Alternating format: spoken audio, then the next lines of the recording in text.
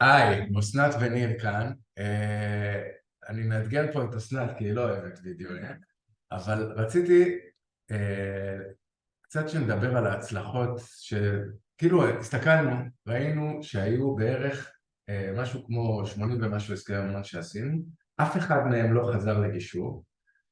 יש פה כל מיני זוגות, בדיוק התכתבתי עם מישהי שלפני 15 שנה הם עשו הסכם ממון, ועד היום חיים באושר וזה ממש סידר אותם.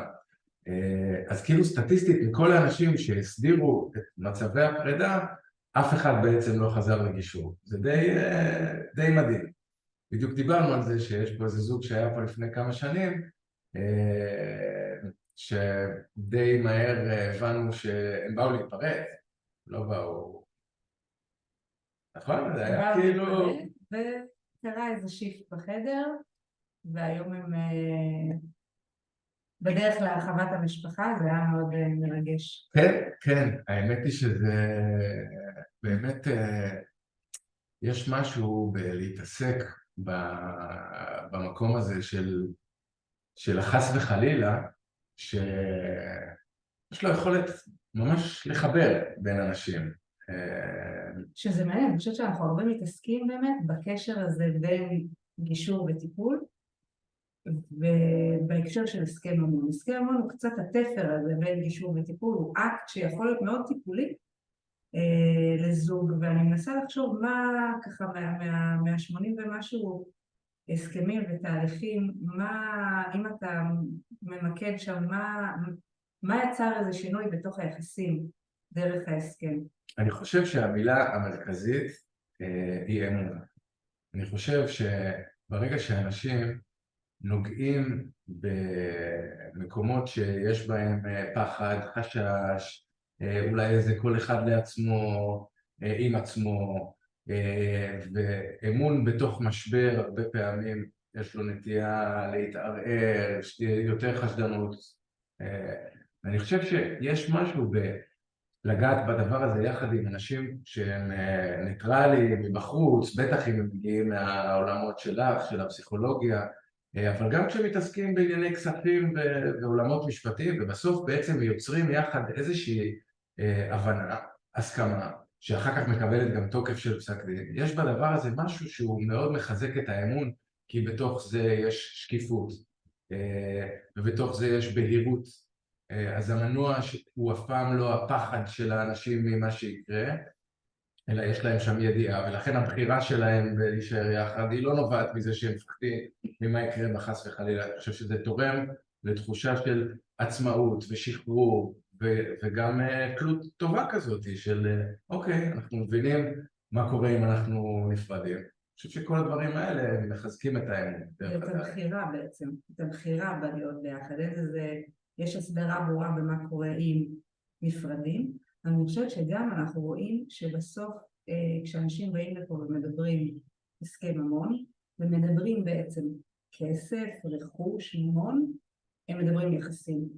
זה עוד מרחב שבו הם מדברים את היחסים שלהם, והם יכולים באופן מתווך ובאופן בטוח, באמת עם צד שלישי ניטרלי, לדבר את הפחדים שלהם ולדבר את התקוות שלהם ולדבר את המקום שהם זקוקים לשותפות ואת המקום שהם זקוקים לנפרדות ואת המקומות שהמשפחות המוצא מתערבבות בתוך זה, ודרך זה יש משהו שהוא נורא פתוח ויכול לייצר קרבה ויכול לייצר באמת לבנות משהו שהוא מוסכם והוא אחר והוא לא כזה דבר שלא מדברים עליו, וזה לא שלא מדברים עליו זה לא קיים, זה לא מדברים עליו וזה יוצא בכל מיני תחפושות, ופתאום מדברים על זה ומסכימים לזה ויוצרים משהו יצירתי שהוא אולי גם נפרד וגם משותף ונותן איזה מענה להמון צרכים שיכולים להתקיים יחד, ואז נוצר משהו שעושה המון פעמים שקט,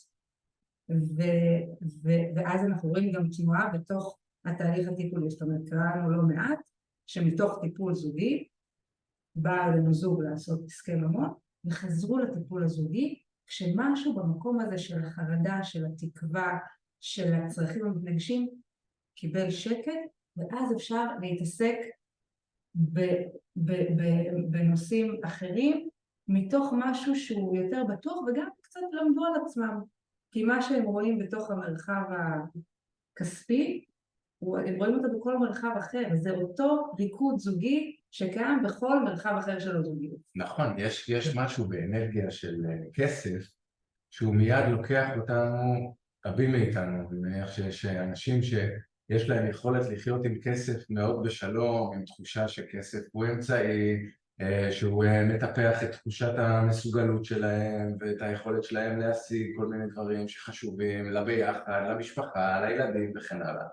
ויחד עם זה יש משהו באנרגיה הזאת של כסף שהוא יכול להפגיש אותנו עם המקום של החרדה, של מה יקרה, שמפעיל אצלנו את המנגנונים של ה-fight, flight, freeze, ואז בעצם כל דיאלוג על כסף, בטח בשעה של אין, או של משבר, או של פתאום מישהו מאבד עבודה, או נכנס לאיזשהו צרה כלכלית.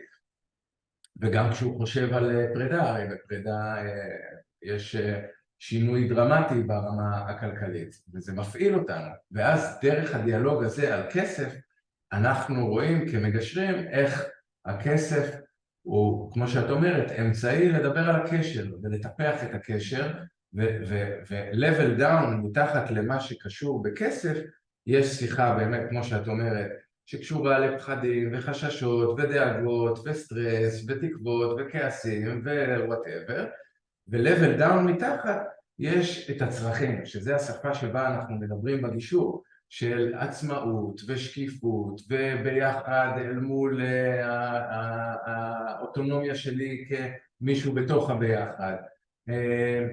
ובתוך השיחה הזאת בסוף נוצר הסכם במציאות החיצונית שאנשים אומרים אוקיי, עם זה אנחנו באמן, עם זה אנחנו מסכימים, והדבר הזה מושלך מיד לתוך כל הדיאלוג, ואפשר באמת להשתפר תוך כדי תנועה על כל מה שקשור בהסכם עצמו. אני חושבת שגם הרבה פעמים ההסכם נותן באמת איזושהי עזרה ראשונה כזאת. דיברת על המציאות החיצונית, ובטיפול אנחנו הרבה פעמים נתעסק באמת גם במציאות הפנימית של כל אחד, גם בדיאלוג הזוגי, גם באמת במקומות שהם יותר פחות רואים אותם. ואת ההסכם רואים, הוא מדבר על מציאות חיצונית, הוא מדבר על משהו מאוד קונקרטי. ואני חושבת שיש הרבה אנשים שהשפה הקונקרטית היא שפה שמאוד מרגיעה עבורם, הם צריכים לראות את המקום המוחשי, והיא מאפשרת איזשהו פתח שדרכו אפשר גם להיכנס למקומות שהם פחות קונקרטיים, אבל צריך שמשהו באמת בקונקרטי יהיה רגע מוסדר, ולכן זה נותן רוח גבית מדהימה לתהליכים יותר עמוקים. לפעמים אחרי זה זוג ימשיך טיפול, ולפעמים לא, לפעמים יעשה הסכם, והדבר הזה יעשה את השקט. הנה זוג של 15 שנה זה מלווה אותם, זה עשה שקט, הם לא צריכים להיעזר גם בטיפול אחרי. לגמרי, ושם היה באמת מקום מאוד, מאוד קשה שהם צלחו אותו, ואני חושב שמה שאת אומרת על זה שההסכם הוא בעצם מייצר משהו קונקרטי, אני חושב שהדגש פה הוא על המייצר. זה תהליך יצירה, זה בעצם יצירה זוגית של אנשים שבאים ומתבוננים באמת בעומק של היחסים שלהם, בפנטזיות שלהם לגבי מה הולך לקרות, בתכנון, במה חשוב לכל אחד מהם, לביחד שלהם, ומתוך הדבר הזה הם בעצם עושים תהליך שבו הם יוצרים דרך, שוב, התעסקות בכסף, אבל לפעמים גם בערכים אחרים, מנגנונים שמאפשרים להם ליצור את מה שהם רוצים במציאות. אז זה גם קונקרטי, אבל זה גם תהליך שבעצם תודעה של אחד מבני הזוג נפגשת עם התודעה של בן או בת הזוג השניים, ומתוך הדבר הזה נוצר ההסכם שהוא מין יצירה משותפת שבה כל הדברים מקבלים מענה, גם התודעה הנפרדת של כל אחד מהם וגם התודעה המשותפת של הזוגיות שלהם. ועכשיו שאתה אומר יצירה, אני חושבת שאולי אחת הסיבות שאני מנסה לנתח למה אנשים אחרי הסכם ממון לא חוזרים אלינו לפרידה, אלא כן זה מחזיק, כי יש משהו ביצירה המשותפת ובהסכמה האקטיבית שאנחנו מחפשים, שאנחנו יודעים ומחקרים גם מראים שברגע שאנשים יוצרים הסכם באופן אקטיבי, לא מישהו אמר להם והם אמרו כן, אלא זה משהו שהם היו אקטיביים בו, המחויבות שלהם לדבר הזה היא הרבה יותר גבוהה, הם רוצים שזה יצליח, יש משהו בתוך הדבר הזה שאתה יצרת, שאתה מבין מה עומד מאחורי זה, שאתה מחויב לגרום לזה לעבוד. כן, כמו שאתה בונה עסק, וזה באמת לבנות עסק, נכון? כן, ואנחנו מתעקשים, אני חושבת באמת על המקום של ההסכמה האקטיבית, שזה יבוא משניהם, שנחפש מה הצרכים של שניהם, תמיד יהיה מישהו יותר דומיננטי בחדר ומישהו פחות, יהיה מישהו שיותר מבין אולי בנושאים כאלה ומישהו שפחות, אז יש לנו את הכלים בתוך תהליך הגישור, למשל לשבת גם בנפרד, איזה כלי שמאפשר את זה, ועוד כלים שאנחנו כן נבין את הדרך שכל אחד יביא את עצמו בצורה אקטיבית ויהיה שותף פעיל ביצירת הדבר הזה, לא יהיה משהו שאחד יעשה והשני יגיד בסדר, אוקיי, מה שטוב לך, אוקיי, לא, זה לא סוג ה... זה צריך להיות כן, ממש. זאת אומרת, כמו שיש הקשבה אקטיבית, שהיא הקשבה פעילה, שבעצם מאפשרת לנו באמת להראות שלא רק שאנחנו עושים כן עם הראש, אלא אנחנו באמת מבינים את כל הרבדים של השיחה ושל מה שהאדם האחר, כל המסרים שהוא מעביר לנו, איך הם נקלטים וחוזרים חזרה.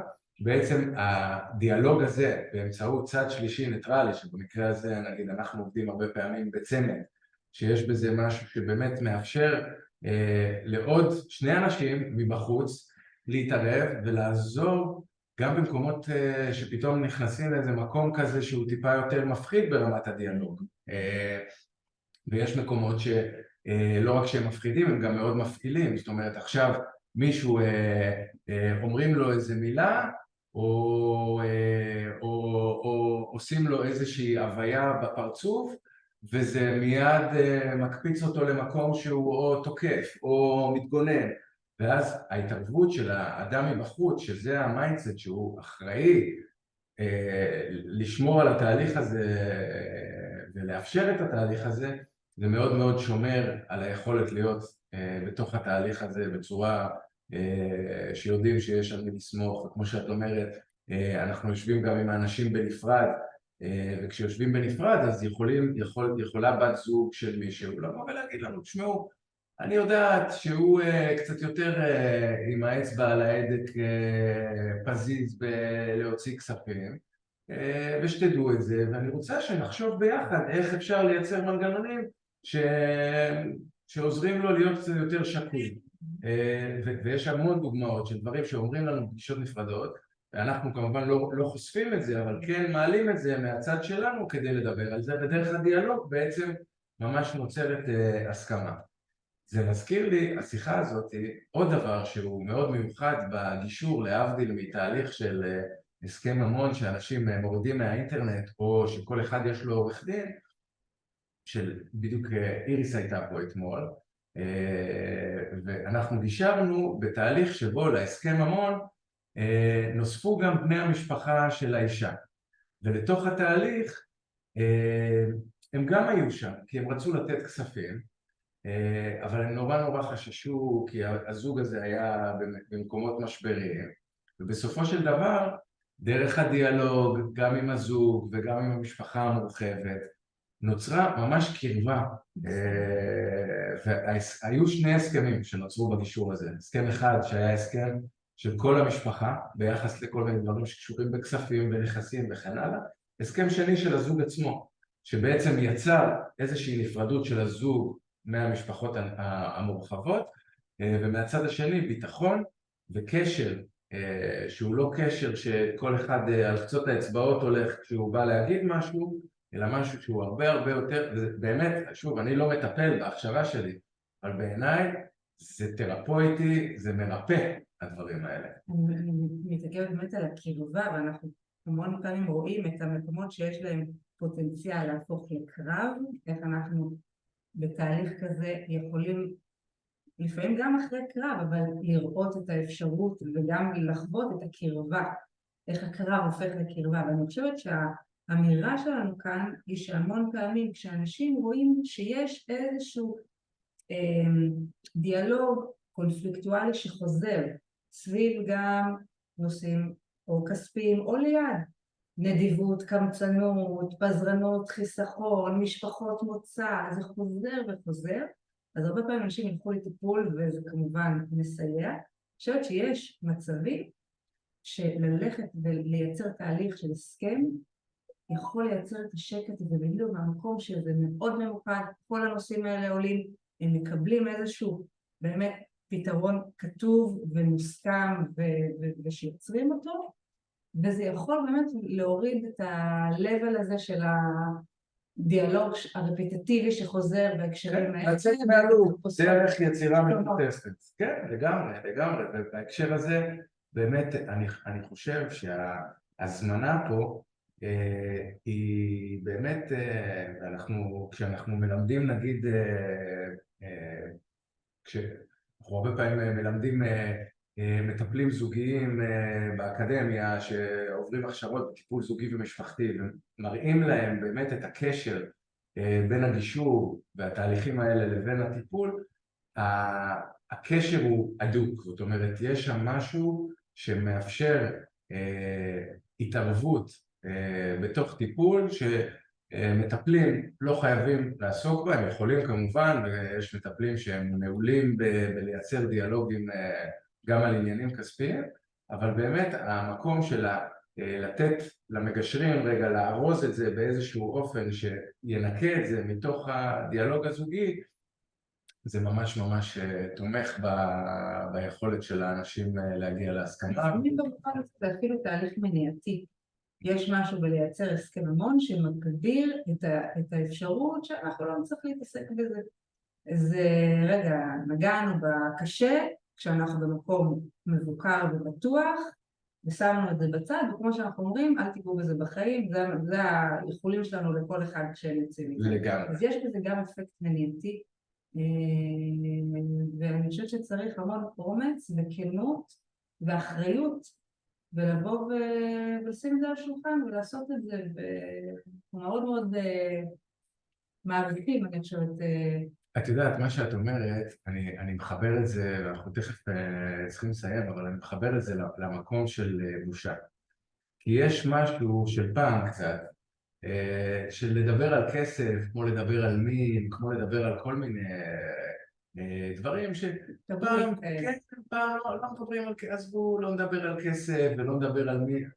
אנחנו באבולוציה בעולמות האלה מן הסתם, אבל עדיין מלמטה יש משהו שהוא, לא יודע, אנשים לא הולכים ברחוב ואומרים יש לנו, זה משהו אינטימי, נכון?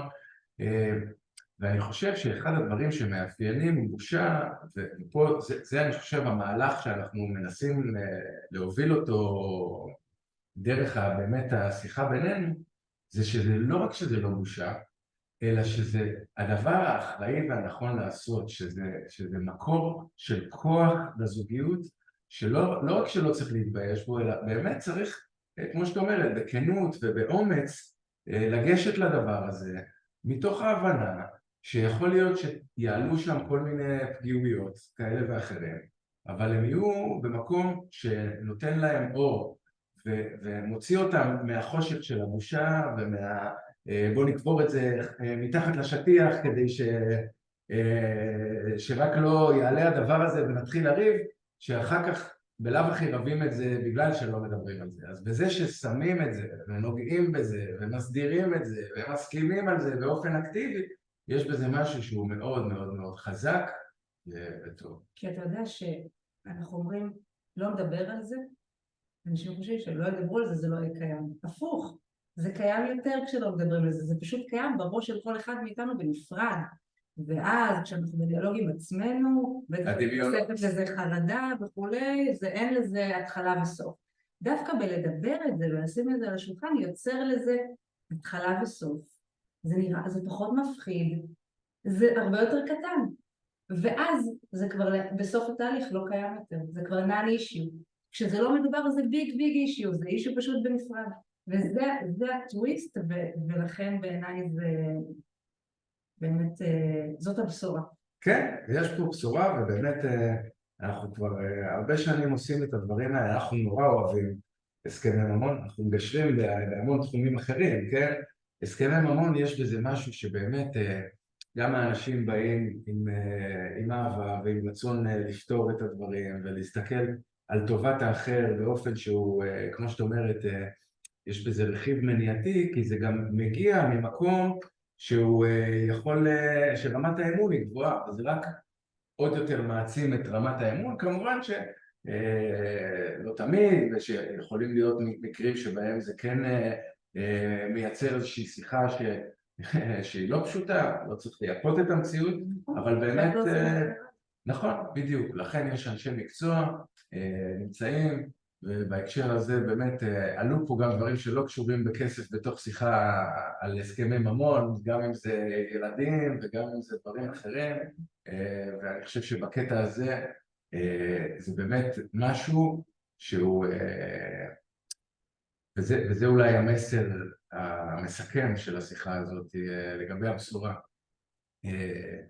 יש פה תהליך מרפא, תהליך שהוא תהליך שבסופו של דבר מביא אנשים לתוך דיאלוג יצירתי, בונה אמון, ולא הסכם ממון שמייצר עוד דימוי של תהליך פרידה, שכל אחד צריך לשמור על עצמו מפני האחר. הפוך, זאת אומרת, יש פה משהו שבואי נשמור על עצמנו, נעשה לנו הסכם שאנחנו all in עליו, בין אם זה שאנחנו חיים בהפרדה חושית מוחלטת, ובין אם זה שהכל שלנו ביחד, ובין אם זה משהו שמאפשר לנו את כל האפשרויות, וזהו, אנחנו נשמח להמשיך את הבשורה הזאת גם עם אנשים במציאות, כמו שאנחנו עושים, ותודה על הזמן ועל ההקשבה.